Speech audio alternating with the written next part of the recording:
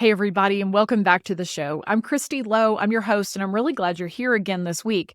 If you haven't listened to last week's episode, go back and listen to it. You don't have to listen to it before you listen to this, but I would encourage you to listen to it because Kaitlyn Schiess was here last week, and she and I were talking about our political lives. And she began to just put it out there that maybe, just maybe, our political lives involve more than just our vote. She really opened my eyes about some of the things that I needed to work on in terms of what my vote does or does not do. And so that was a really good conversation. And so many of you have said how grateful you are that she came on the show. I'm grateful she came on the show. But y'all go back and listen to that one. Because what it did was it set the stage for today's conversation. Because at the end of that conversation with Kaitlyn, she said something about how we need to be having conversations with people that we know, people we love, people within our church, about what they believe and practicing our conversations in safe places. Well, we're back again this week talking about politics and religion, which, is what every person thinks that they're going to go on a podcast and talk about, right? Said no, Christy, ever. But we're back this week and we're talking to Lisa Saruga. And here's the cool thing. Lisa is a trauma counselor. And because of some of her life experience, she has ended up working at the state and national levels for legislative reform within the criminal justice arena. And so Lisa has a front row seat to politicians in Michigan, where she lives, but also in Washington, D.C., where she works with people on both sides of the aisle to write legislature and present bills. Well, Lisa is here today to take up the mantle and continue the conversation from what we started last week. And we're having a conversation about a lot of things like abortion, illegal immigration, racism. We're hitting some hot topic things today. But what's funny is I wanted Lisa to come on because she has so much experience in the state and national levels of working with politicians. And I don't know if y'all, but that kind of fascinates me. Like what happens like behind the curtain, how do bills really end up getting on the floor and what's going on behind the scenes? And so that's really why I wanted her to come on the show. But then we started talking about the real stuff, the real things that matter. And the real things that matter, y'all, that's people. Okay? And if we lose sight of that, we've lost. I don't care if your person wins or not. We've lost if we've dehumanized people who don't agree with us. And so if that's you, if you found yourself in a hard place with either a family member or a close friend that you're divided because of your political beliefs, Lisa offers some advice on how to approach that conversation if you're wanting to reconcile that. She talks about how to have a conversation with someone if you're the people pleaser. But more than anything, Lisa and I's conversation today is probably going to be one that just makes you think. And if I can do anything, that's what I want. I want you to think. I never envisioned when I started this podcast that I would have such an in-depth conversation about some of the most divisive things that our country is facing. But what I have realized is that the enemy, all he has to do to keep us on the sidelines or keep us from being influential is to divide us and make us fight amongst ourselves. Christians today, Democrats, Republicans, both sides of the aisle, we have so demonized the other side. And we have so come to this place of believing that the other side is bad that we can't come together for a meal. We can't come together for Easter to celebrate our risen Savior. We are so divided. And the enemy is sitting back and going, that's all I had to do. I just had to stir you up. How powerful could we all be if we stopped bickering amongst ourselves? And I fully realize that one podcast may not change all of the problems in this world. I fully realize that. But what if it makes those of you who hear it think? What if it changes the way you approach the person who feels differently about education than you do? What if us talking today takes us back to the reminder that we're all under grace? And that no matter what our differences are, no matter if you and I agree, we were all made in His image, and we were all made to point other people back to Him. And when we're fighting amongst ourselves, we're not pointing anybody back to Him. I've decided in this, I'm either crazy or really, really brave for having these conversations with other people and exposing all of this and opening this can of worms, for lack of a better word. But this is what I know. We're showing our kids and we're showing the next generation how to treat each other, how to uphold democracy. And as a believer, we have the responsibility of doing it in a way that honors and glorifies Jesus Christ. We're not going to all agree. I know that. You know that. But what we do have within our power, and what I am begging you from one believer to another, is to stop the fighting amongst ourselves. Today, in this conversation I'm having with Lisa that I'm going to wrap up and get you into here pretty quick, we talk about things that matter in a way that's respectful, but in a way that I don't know if she and I agreed. But do you know what? At the end of that conversation today, you're going to see how we were able to have a conversation that was respectful without having to agree with everything the other person said. And that's okay. It's okay. We can agree to disagree. So without further ado, it is my honor and privilege to introduce you to Lisa Saruga. Here you go. Hey, Lisa, I'm so glad you're here today. Thank you for having me. I'm so glad to be here. Oh man, sister, we are in for a conversation today. Are you ready for this, sister? Are you ready for this? I don't know. I don't know if anybody's ready for this. The hard topic was so important. It is a hard topic. It is. And I think we've shied away from it for so long. But before we jump into that, tell the listeners a little bit more about yourself. Okay. Kind of an unlikely person to be put into this role. I'm actually a trauma therapist. I'm a licensed professional counselor, and I work with specifically trauma survivors who have survived sexual trauma. And the way I kind of ended up here, I was actually majoring in political science when I was an undergraduate. And during that time, I was the victim of a violent crime.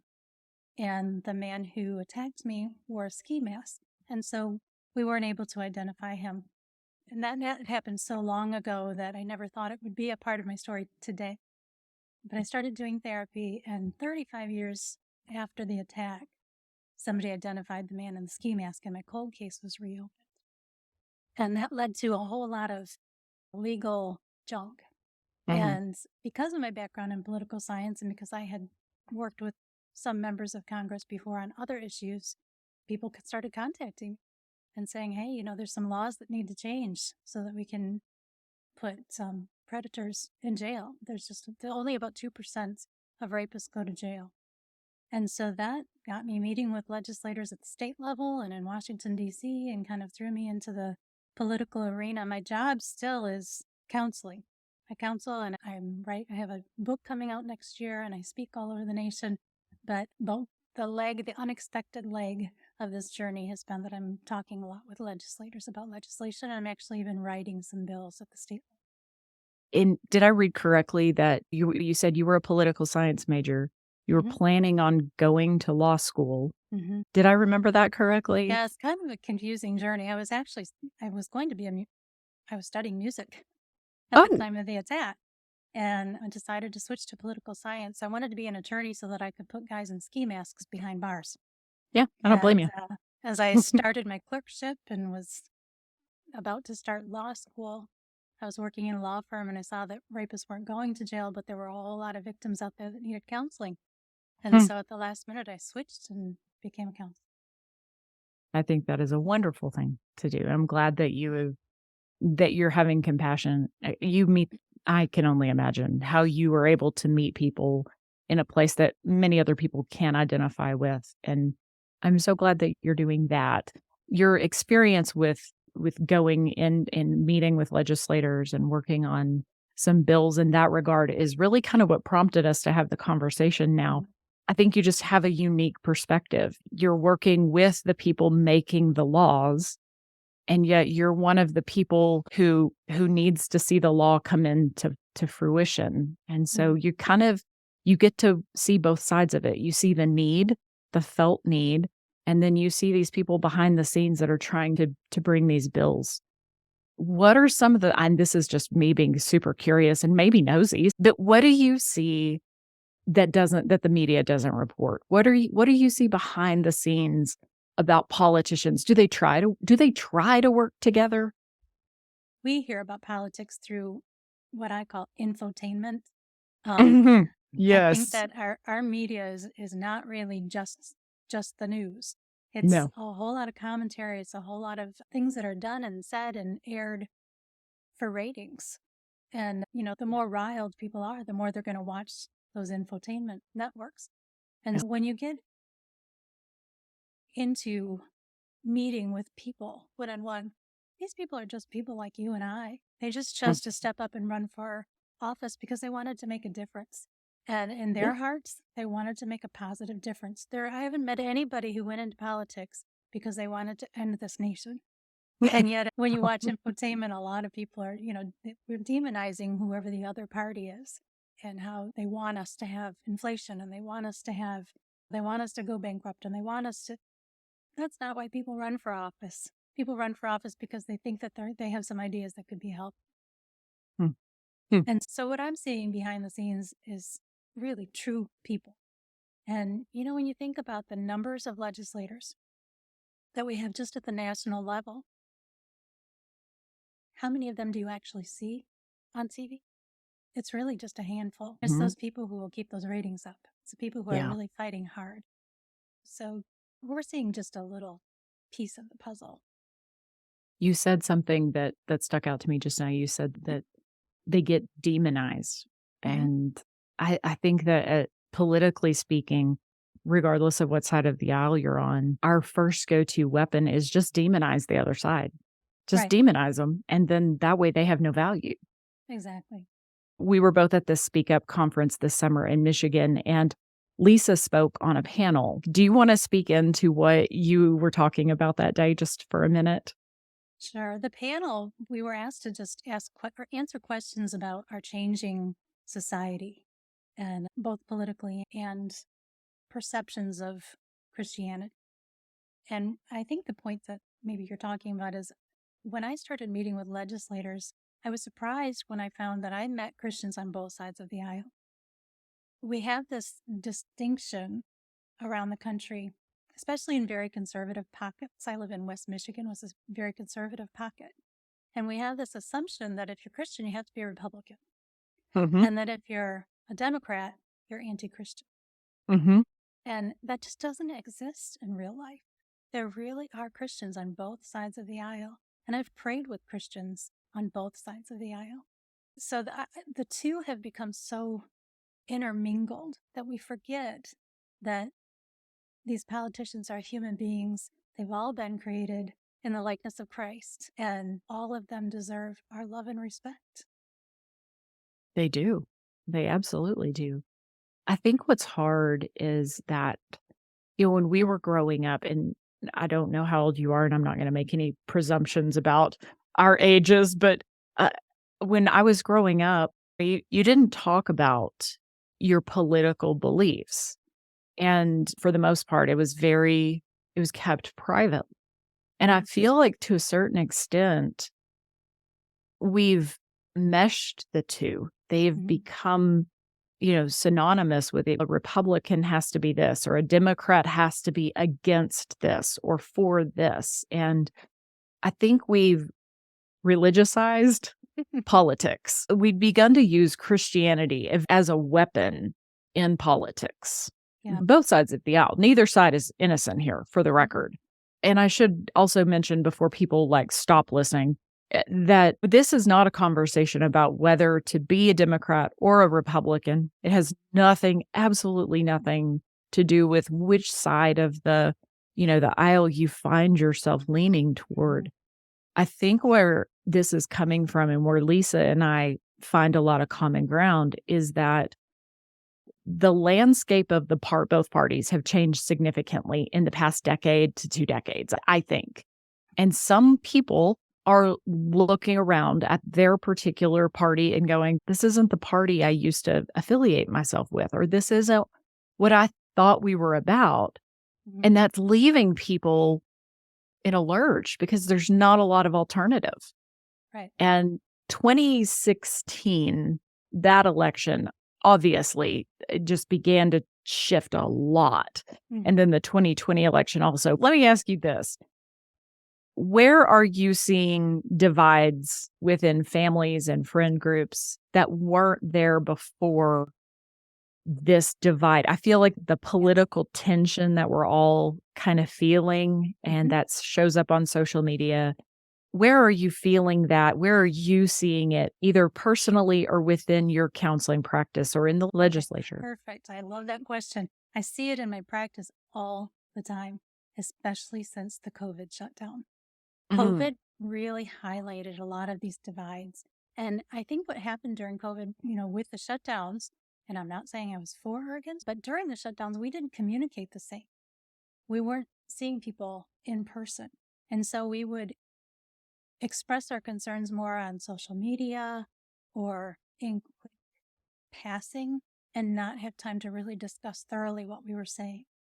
And I think that those divides became even more rigid Mm.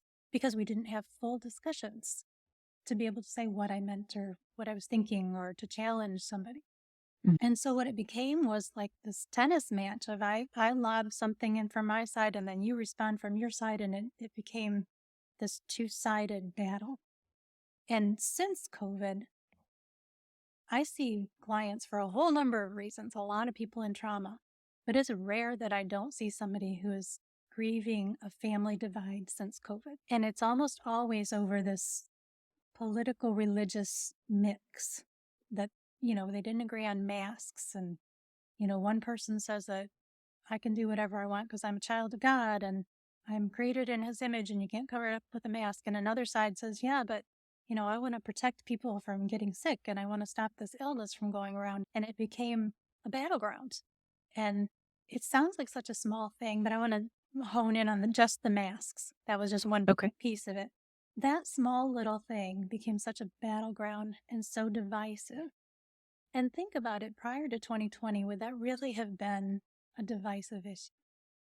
We probably would have said, hey, research showed that masks can keep people healthier. And then we would have let people decide wear a mask or don't wear a mask. And it Mhm. never would have been a religious discussion at all. It would have just been a health issue. So during COVID, we found families who became divided just over the mask thing. And I have to tell you, in my own family, there was some divisiveness. I grew up, now I will tell you, I don't ever say whether I'm Democrat or Republican. I work with people on both sides of the aisle, and I don't want them to know. Um, and the truth is probably neither.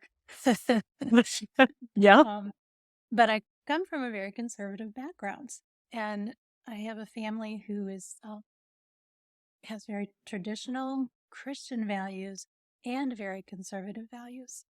And so during COVID, there really was a lot of demonization of the other side. Um, and so I made up my mind I was not going to say anything that took either side. Any response I had to my family members or friends was going to be very neutral. And I remember that the discussion came up over masks. And I live in Michigan. Governor Whitmer is a Democrat who Donald Trump at the time, was a Republican, and Trump called her that woman. There was quite a battle going on in our state, Democrat, Republican, governor versus president. Mm. And of course, a lot of those decisions were made at the state level. And so as they were trying to decide about immunizations and masks and all these health issues, my family got together once. We were all outside and somebody started talking about that witch, Governor Whitmer, and how she was shutting everything down and making everyone wear masks. And when everyone kind of looked to me for my opinion, this is what I said. I said, I wouldn't want to be Governor Whitmer or Donald Trump because everything is all new. And so anything you decide is just a guess, and half of the people aren't going to like it. I don't know how I could be more neutral than that. That's pretty neutral. But I had one family member who left the room and has not spoken to me since because I made such a liberal statement. I think we've gotten to a point where it's not liberal and conservative, it's my way and the other way. Yes. And if you're not all on board, you're not on board. And I'm seeing this in so many families. It's really sad how many families have divided over these issues. Yes. Yes. We've seen it in my family too. It's really hard, and it's people you love. And I think probably that's part of what's prompted this is there's people like you and I that I don't care what you believe. I don't care which way you want to, but I love you and I miss you. And I think that there are times where we've dehumanized people. Whenever it's very easy, I think, to dehumanize someone whenever you won't share a room with them.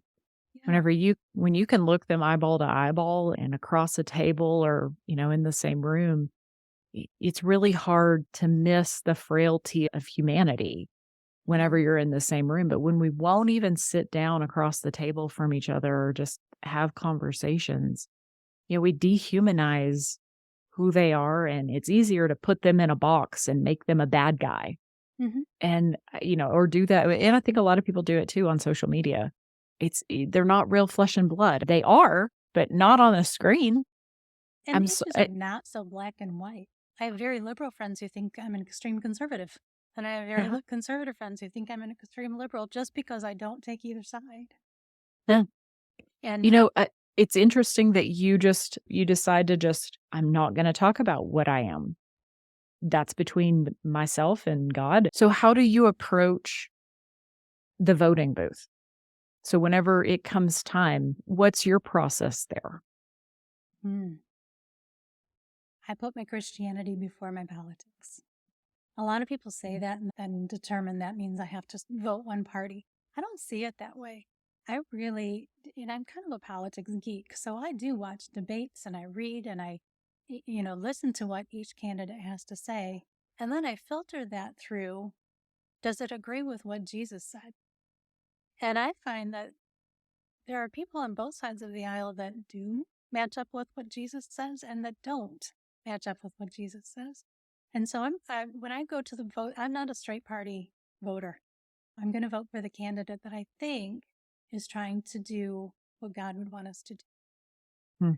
That can become you can make that a very black and white thing, but it's really not. You and I were talking earlier, and Jesus wasn't a Democrat or a Republican. Those parties didn't exist. Nope, he was not. No, and when we look at some of what Jesus did, he could be seen as a very liberal person in many ways. And then you look at other things that he did, and he could be seen as very conservative in other ways. But he challenged both the government and the church in his time. And I think we need to do that. We need to think critically for ourselves and really honestly say, what would Jesus do? When you look at the mask issue, did Jesus really say, you can't tell me what to do?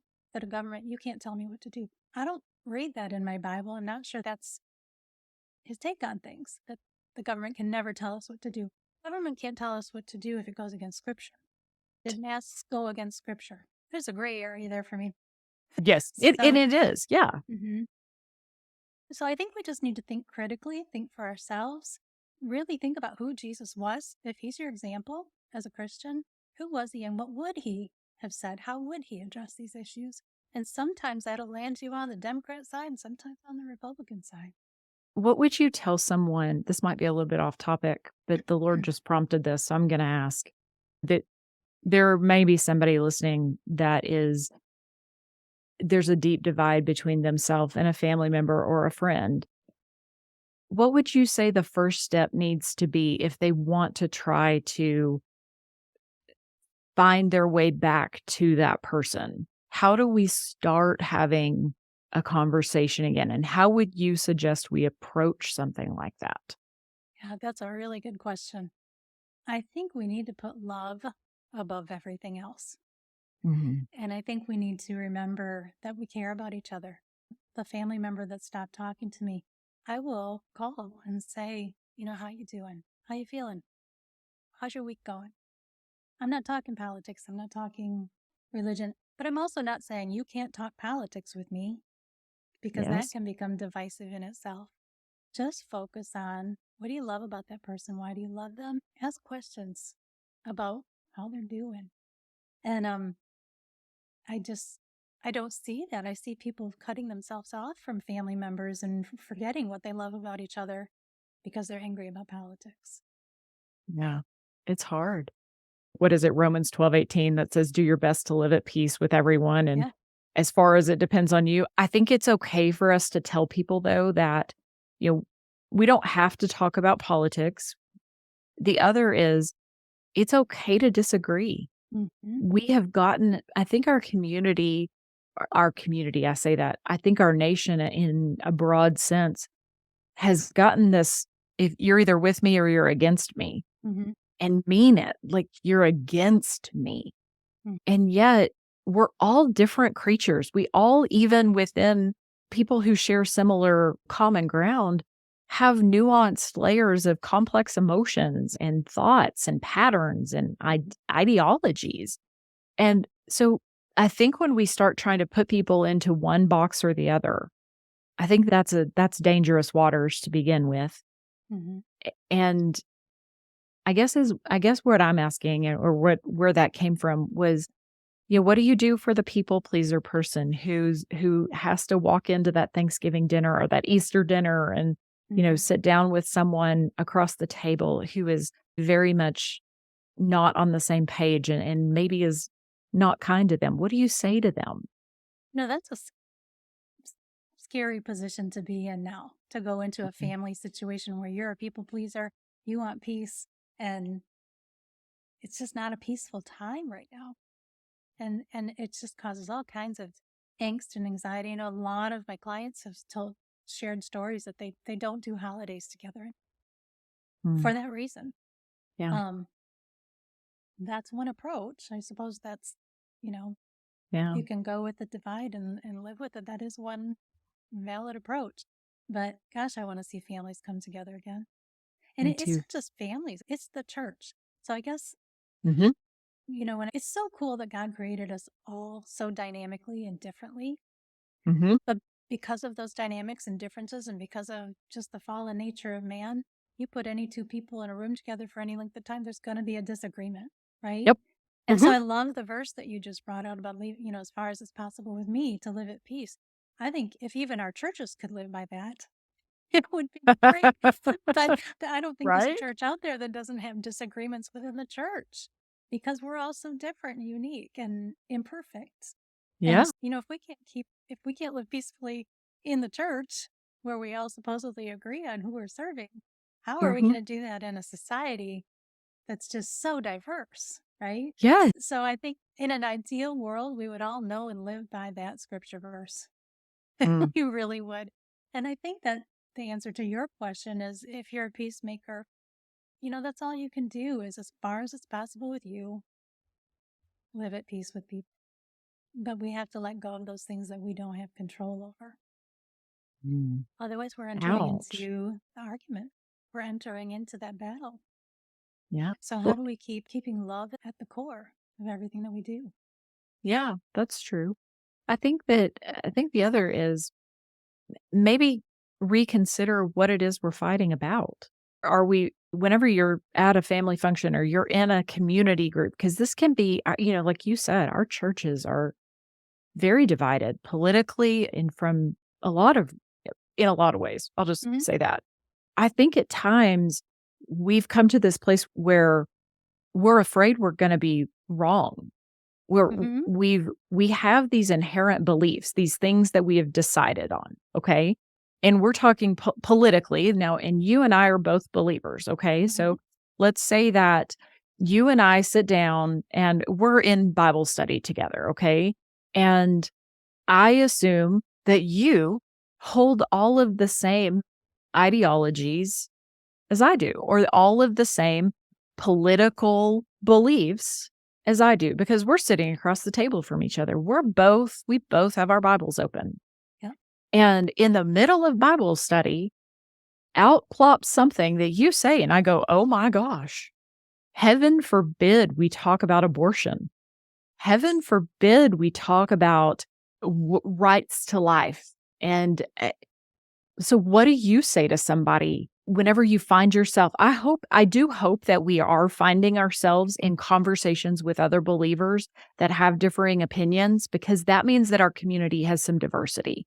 That Mhm. means that the people around us aren't just all clones of each other. We Mhm. need some diversity in our world. And Amen. I'm not just talking about color of skin. I'm talking about generationally, experience, demographics. Mhm. Life should have color to it in a beautiful way. But when we're sitting across the table with someone or we're having a conversation with someone and out pops something that really you're like, oh my gosh, I didn't know you felt that way. Mhm. What do we say to someone whenever you're in that moment? How do we approach that conversation? I think conversations are always softened by questions. Mhm. And I think questions, if I have a strong reaction to something you say, I should have questions. I don't want to jump to conclusions. I want to ask questions to see what you mean and to see what am I missing? What maybe my thought process is incomplete. And so I always encourage questions. If somebody says something that startles you, ask, why do you feel that way? What have you experienced that leads you to believe that? How does that opinion fit with what Jesus said? And ask the questions and be willing to listen because you might learn something too.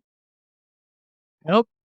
Yep. And when we talk about having a two-party system in the United Mhm. States, our government originally did not intend for us to be a two-party system. They No. just didn't. It's what has happened. And we've gotten to a point politically and religiously where if somebody says something and you don't agree with it, they are automatically assumed to be a member of the other party and they're in the them pile. It's us against them and they're a them. Mhm. Yep. And same happens within the church. If somebody says something that doesn't, they're not a Christian if they don't think the way I think. God gave us minds that think dynamically for a reason. We are Yes. supposed to question everything. Scripturally, it says question everything. So ask Yes. questions.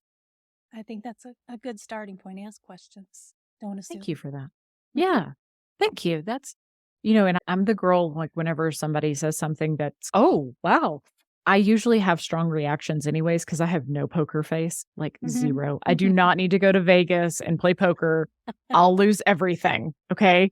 Everything. I have no poker face. And so to ask the questions, it's funny because I have a dry erase board out like on our soda fridge in our garage, and it says, curious people aren't cynical and cynical people aren't curious. I love that. And I got it. I did not, it is not an original. It's been on there for years, like years and years.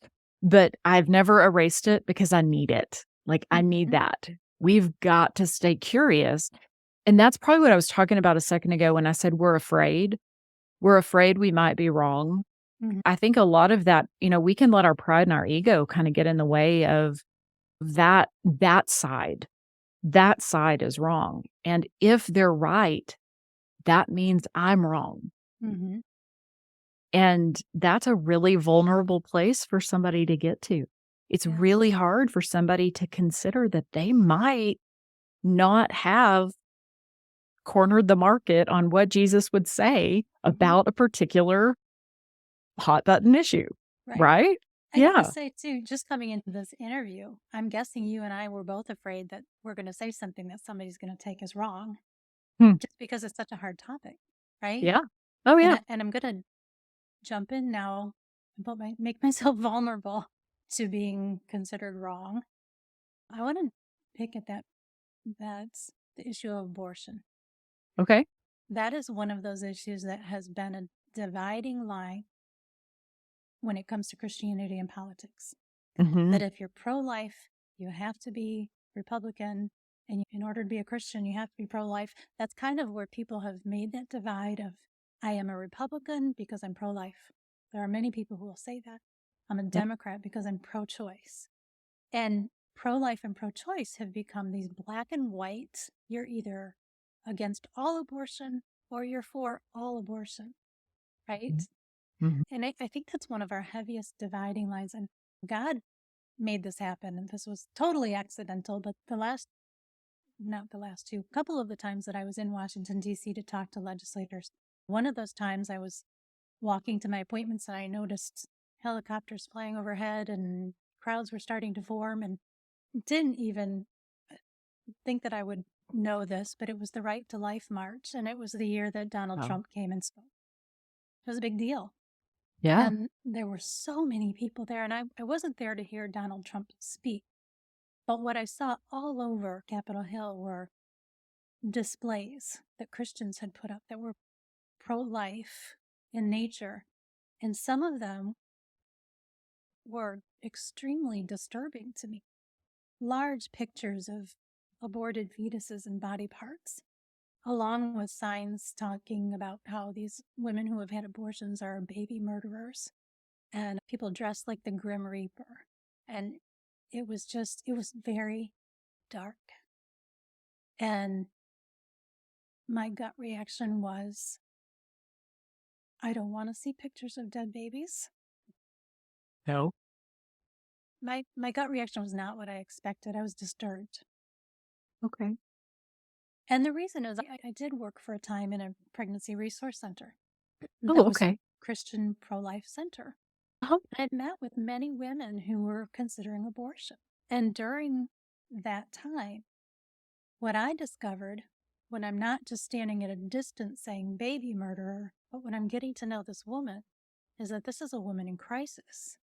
She doesn't feel like she has any choice. Pro-choice is kind of a misnomer because she feels like there is no other option for me because I'm in crisis and I don't have any way of raising this baby, and I don't want anyone to know, and I don't want my church to ditch me. And, they just feel hopeless. Um, so if I'm pro-life, am I pro-life? I believe in the sanctity of life from before birth until death. And the woman's life is precious also, right? Hmm.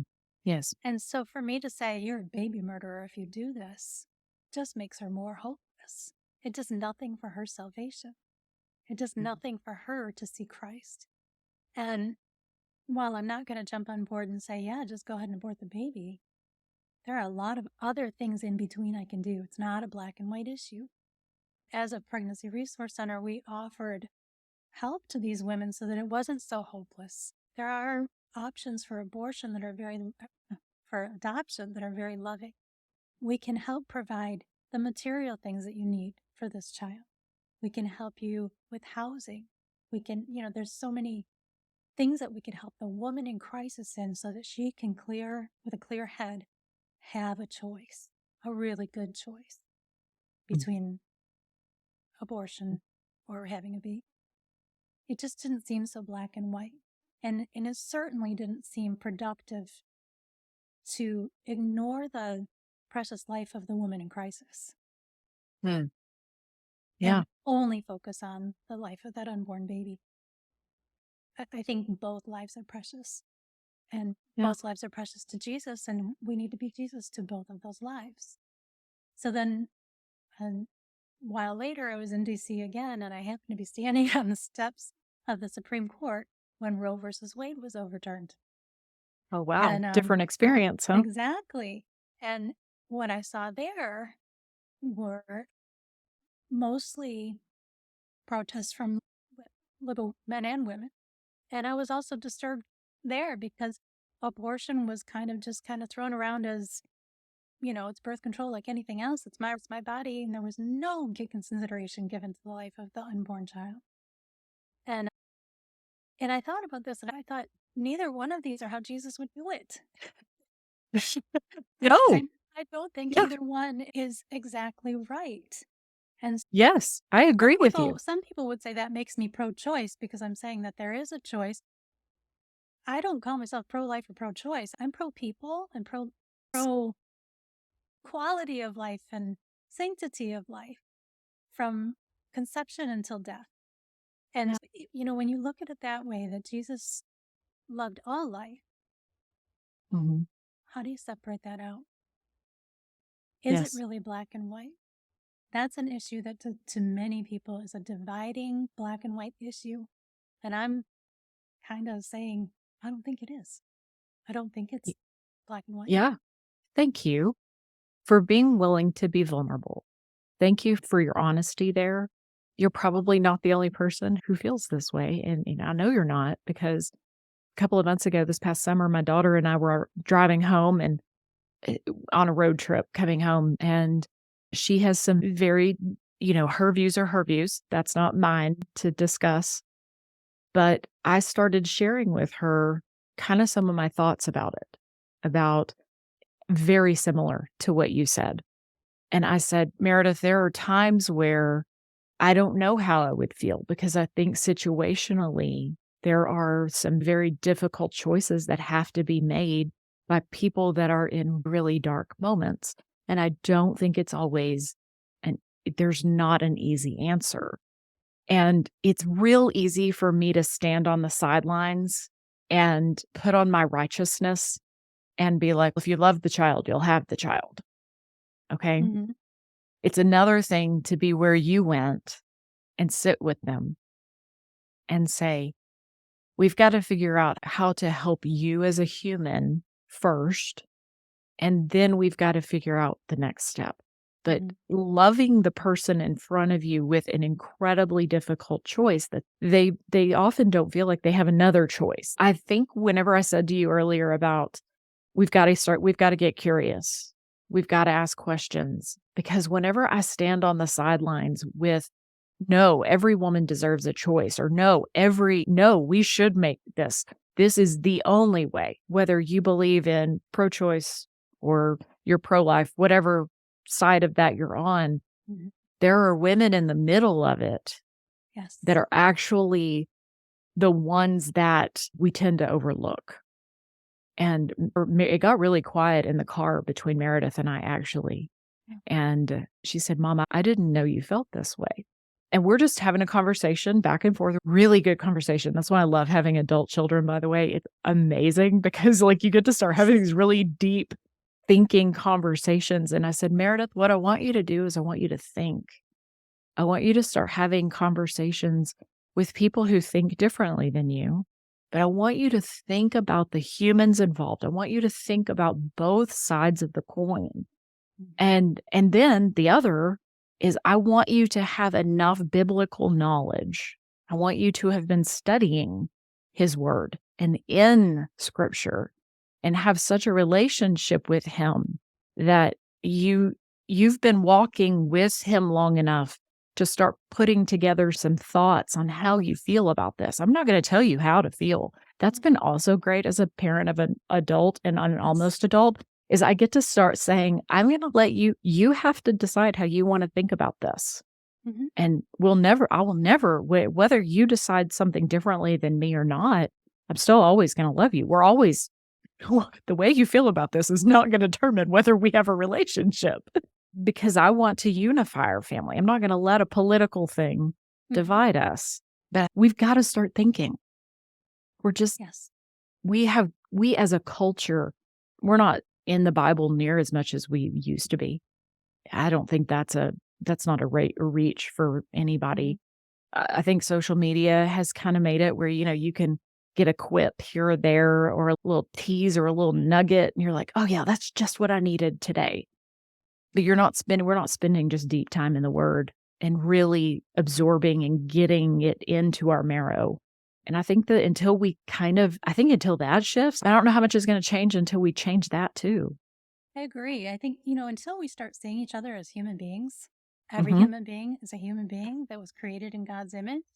And God created us all uniquely and gave us different gifts and different thoughts and different ideas, and that we can learn from each other. Until we get to that point where we see each other as human beings, there's always going to be a divide. It's easy to have a divide if you don't think of somebody as a human being. Mm. Um,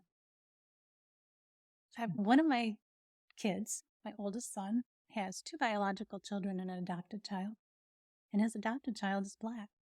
And oh my goodness, we have 7 grandchildren. I love grandchildren. I love them all. I'm not So there good. yet. Oh my goodness. It is like the best gift in life. Yes. And whether adopted or biological, these are my grandchildren that I love wholeheartedly. But my son is living a life that is very different from anything that the rest of the family has experienced. We have never been in a role where our heart and soul is biracial and where our children are experiencing racism. Mm. Most of us who have grown up in small white areas have just never experienced it. And so in our mind, we think, I'm not racist because how could I be racist? I've never even experienced anything make me racist, right? And Mhm. what we don't know is there are just subtle things that happen that really are divisive based on the color of our skin. Mm. And so my son found himself in a position of defending his child whom he loves from very Mhm. racist comments, some of them using scripture to make racist statements. No. And Oh, Lisa. as I said, I've got a portion of our family that is very conservative. And my son, I want you to know his profession. He is a supervisor with Bethany Christian Services, and he works with refugee foster kids. Now, Mm. refugees, that's a whole nother issue that this ultra Mhm. conservative family Oh, sees yeah. these refugees as illegal aliens. It's not the same thing. He's working with minors who had to flee their country because they were in danger. Mhm. Jesus was a refugee. I was going to say, Mary and Joseph fled to Egypt They did. whenever They he was fled to like, Egypt, and he was a yeah, total refugee. And that's my right. son would tell you that his life verse is, and I won't be able to name the verse, but he talks about looking after, widows and children, fatherless children, orphans, and that's what he has based his life work on. And he works for a Christian organization. Mhm. But he put on social media something about racism and refugees. And he had a family member who contacted him and told him that there's no way he's a Christian, that he was What? way too liberal to be a Christian, and no Christian would have those liberal beliefs. Wow. This is a person who doesn't even know my grandson. He's never met one of those refugee children. These are human beings. So it's that human element. We've got to love human first. Our politics should not be our religion. That preaches. Yes. Becomes an idol. Mm-hmm. We're setting politics above God. And a lot of, or I think people are in certain, and I'm not saying every person is doing that, but you're exactly right. Yeah. I'm sorry. I'm a little bit, that just wrecks me. The audacity, first of all. I'm going through all the stages of grief in my mind real fast right now. I'm like, no, they didn't. I'm like getting mad. And then I'm like, okay, they did. I can't believe they did that. We dehumanize people. That refugee in that boat is fleeing from literally God knows what. Truly. And for the record, one of my favorite humans in the world is an illegal alien. Mm-hmm. And I would lay down my life for that person. I mean it. That's how special that person is to me. It comes And back to those questions. Why are they an illegal alien? Do we hear yeah. illegal alien and say, "Oop, bad"? Or Oh, do we they must be say, yeah. "What brought?" And if you knew that person's story on why they're an illegal alien, Mhm. it would break your heart, and there is injustice and times where our legal system is wonderful and we have some great things about our legal system. I know that may shock people that I would say that, but we are blessed to have a democracy and a peaceful transfer of power every 4 years. And we take some major things for granted. And there are some major flaws. And I'm not going to get into all of the nuances of refugees and that issue. However, I will say there are injustices when it comes to some of them, and it breaks my heart. Mhm. And like you said, are you asking questions? Not every single person trying to get across that border in Texas and Arizona is a bad person. Yeah. And it comes down to this too. There are good and bad people in all populations. Mm, yeah, And, that's and right. politically, one party tries to show all of the illegal aliens who come over and do crimes for the purpose of Yeah, doing a crime, right? sure. And Mhm. one party says, no, illegal aliens are people that are fleeing for a reason. The fact is that there's both. There is both. Right. Yeah. There are good and bad politicians. There are good and Mhm. bad teachers and doctors and Yep. hairdressers, And right? podcasters. Yes, and authors. We all have that potential in our heart. And so you're going to find good and evil throughout this fallen world. That's right. But do we define whole populations of people based on the one good or the one evil? Mm, that's a good man, girl. You're just shedding some light on some things that what I'm seeing, and I hope our listeners are seeing, is it's okay to just have conversation. And it's okay to sit across the table with someone that maybe doesn't have the same belief as you. And you know what? Maybe I agreed with everything Lisa said today. Maybe I didn't. Mm-hmm. But the difference is, and maybe Lisa agreed with me, or maybe she didn't. The difference is we've been respectful towards one another and we're Amen. meeting each other in a conversation and going, I want to know more about how you feel. I want to know more about what got you here because you are someone who I know is in the word of God. You are someone who I know is advocating for the widows and the orphans and for the hopeless or the marginalized. And so as we're wrapping up this conversation today, I hope one of the overarching things people can start to see is we can just have conversations. We don't have to win people over to quote unquote our side. We don't have to make them know exactly how we feel and all of our opinions and beliefs. And, as it turns out, how you treat someone is going to affect them way more than what you try to convince them or say to them. Amen. I hope this conversation continues on and on. Mm. I feel like we could talk for weeks about it, but I hope people will do that. Ask questions. If you're feeling defensive, instead of defending, ask some questions and Thank you for continue that. the conversation. You have been a joy to share this space with today, and I really have. I appreciate you coming in with vulnerability. I appreciate you coming in with just the willingness to say, "Here's what I've seen. This is what I'm seeing," and I hope that I hope that the Lord continues to give you spaces to speak into other lives that way too. Oh, thank you. Thank you for being here today, my friend. Thank you for having me. This is wonderful. I'm so glad that you have had the courage to open this conversation up for people. I'm either courageous or crazy. We'll see.